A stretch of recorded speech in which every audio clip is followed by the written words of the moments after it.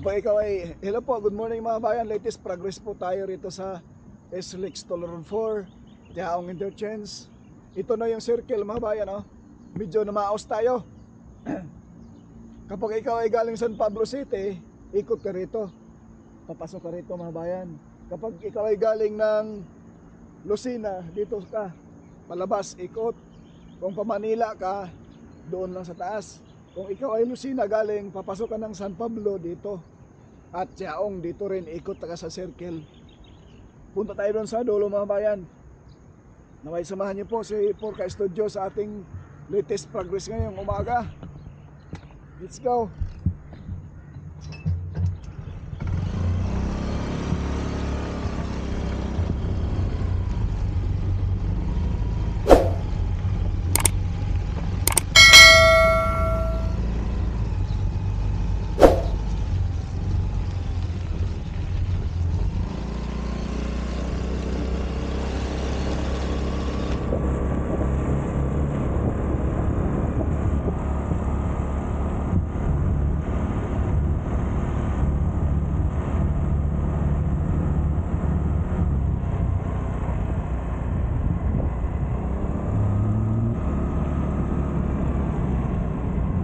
Dito mga kabayan, posible dito itatayo yung ano, kasi hindi pa nila sinimento, oh.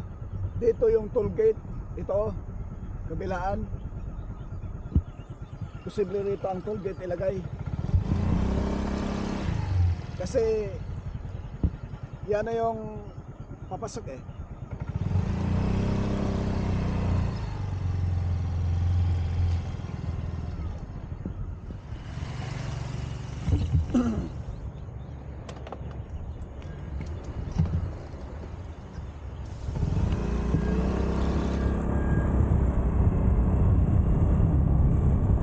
So ngayon mga bayan, dito tayo sa ilalim dadaan. Saka tayo ikot.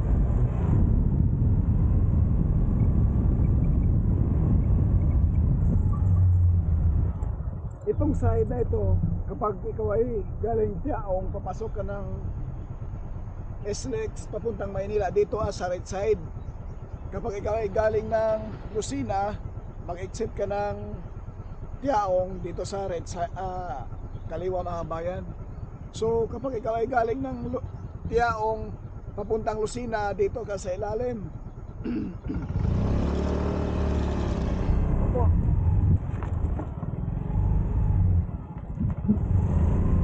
Ikot po tayo.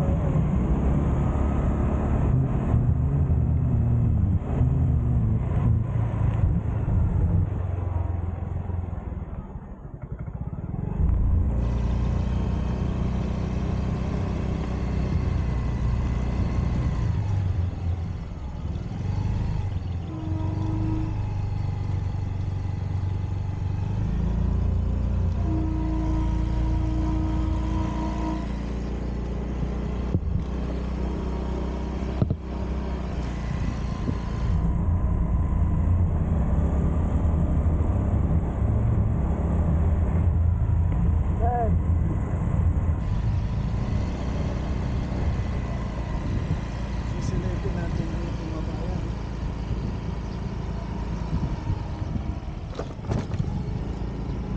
Ayan na yung package C, package D dyan. Package D. Yan.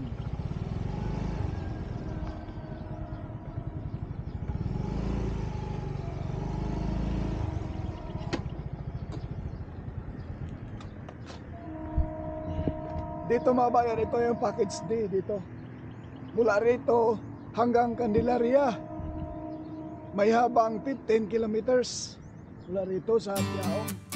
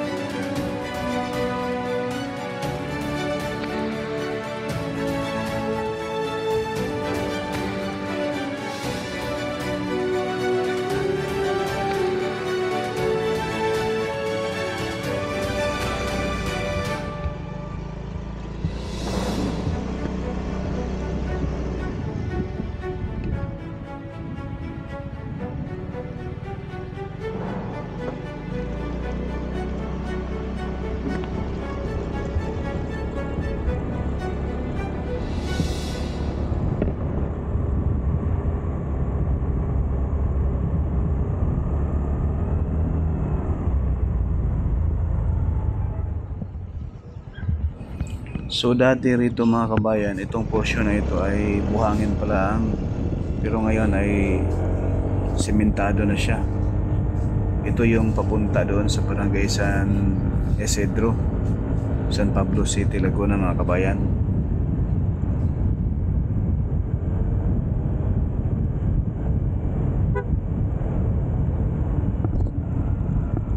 Sobrang kinis na rito, wala nang putol, tuloy-tuloy na yung simento hanggang ano na po ito mga bayan, no?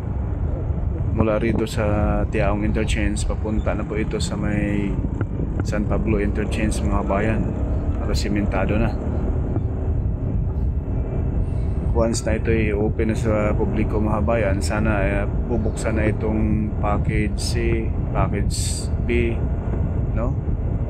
Mula Macban, Laguna hanggang San Pablo at San Pablo to Tiaong, kasi simentado na eh.